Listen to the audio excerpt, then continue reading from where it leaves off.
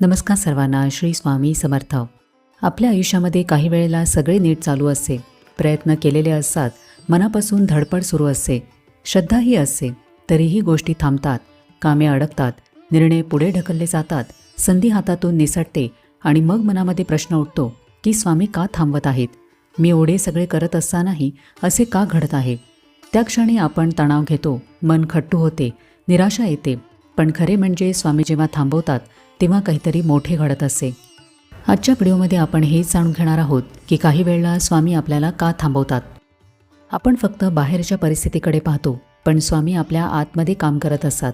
कधी आपले नशीब घडवत असतात, कधी आपण तयार नसतो म्हणून आपल्याला घडवत असतात, तर कधी आपल्यासाठी योग्य वेळ तयार करत असतात. आपण विचार करतो की मी थांबलो, पण वास्तवात ते थांबलेले नसतेच, ते तयार होणे असते. कधीकधी उशीर म्हणजे शिक्षा नसते, तर ते संरक्षण असते. काही गोष्टी आपल्याला हव्या असतात, पण स्वामी जाणतात की ही गोष्ट आपल्याला आत्ता मिळाली तर आपण पेलू शकणार नाही, मग ते थांबवतात. आपल्याला ते अन्याय वाटते, पण प्रत्यक्षात ती स्वामींची कृपाच असते. स्वामी कधी आपली परिस्थिती बदलतात, तर कधी आपल्यालाच बदलतात. बहुतेक वेळेला स्वामी आपल्यालाच बदलतात, कारण परिस्थिती त्यानंतर आपोआप बदलते. थांबणे म्हणजे पराभव नसतो, तर ती तयारी असते. एखादा बाण सुटण्याआधी थोडा मागे उडावा लागतो, तेव्हाच तो लांब जातो. तसेच आपले आयुष्य असते. स्वामी कधी आपल्याला मागे ओढतात, कारण त्यांना माहिती असते की पुढची उडी फार मोठी आहे. आपण म्हणतो की माझेच का अडते, पण स्वामी शांतपणे आपल्याला सांगत असतात की ते आपल्याला वाचवत आहेत, घडवत आहेत आणि योग्य वेळ आणत आहेत. तुम्ही विचार करा, आयुष्यामध्ये जे मोठे मिळाले, जे खरंच चांगले घडले, ते लगेच मिळाले होते का? बहुतेकदा नाहीच. सगळ्या मोठ्या गोष्टींसाठी वेळ लागला, धीर लागला आणि विश्वासही लागला. आणि त्या काळातच आपण वाढलो, मजबूत झालो, समजूतदार झालो.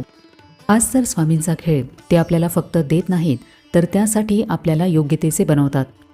कधी थांबण्याचा अर्थ असा असतो की चुकीचा मार्ग बंद झालेला आहे. आपण हट्ट करतो तो एकाच दिशेचा, पण स्वामी पाहतात की त्या रस्त्यावर पडझड आहे, मग ते अडथळा ठेवतात. आपल्याला वाटते की माझ्यावर अन्याय झाला, पण काही दिवसांनी, महिन्यांनी, वर्षांनी कळते की थांबलो ते बरोबरच झाले.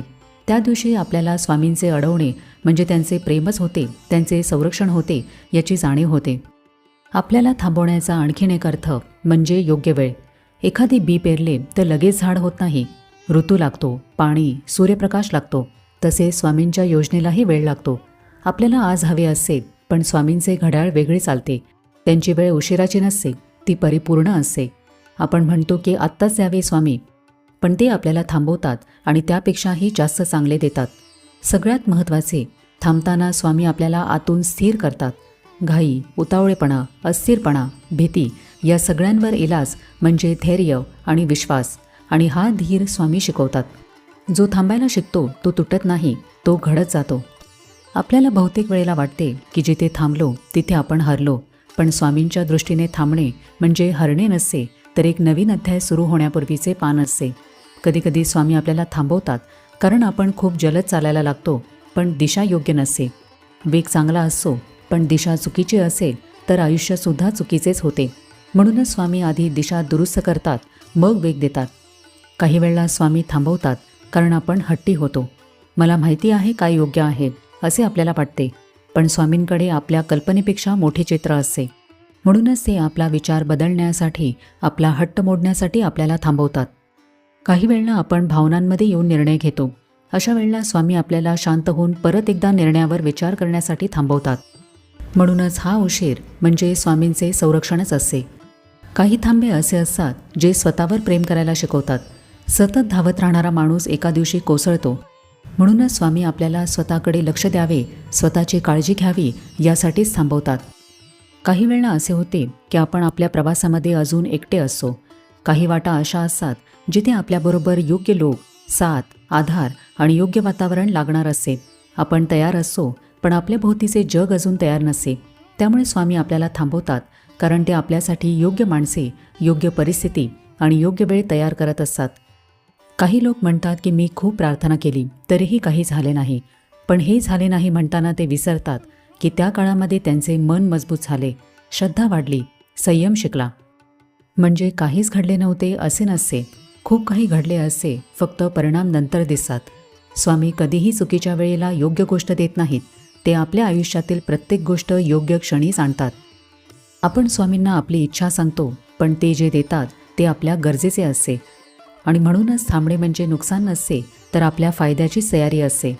म्हणूनच पुढे कधी आयुष्यात सगळे थांबल्यासारखे वाटले, कामे अडकली, मार्ग बंद झाले, प्रार्थनेला उत्तर उशिरा मिळाले, तर निराश होऊ नका. स्वतःला एवढेच सांगा की काहीतरी मोठे घडत आहे. कदाचित मला अजून दिसत नाही, पण स्वामी माझ्यासाठी काम करत आहेत. स्वामींची योजना शांत असते, पण परिणाम मात्र शक्तिशाली असतो. उशीर म्हणजे शिक्षा नाही, तर स्वामींच्या प्रेमाचा आणि संरक्षणाचा संकेत आहे. आणि जेव्हा स्वामी थांब म्हणतात, तेव्हा खात्री बाळगावी की ती आपल्या नवीन सुरुवातीची तयारीच असते. तर आजच्या व्हिडिओमध्ये आपण हे समजून घेतले की स्वामी आपल्याला काही वेळेला का थांबवतात. तर कसा वाटला आजचा व्हिडिओ हे मला कमेंट करून नक्की सांगा. आपण भेटूया आता पुढच्या व्हिडिओमध्ये. तोपर्यंत सगळ्यांना श्री स्वामी समर्थ.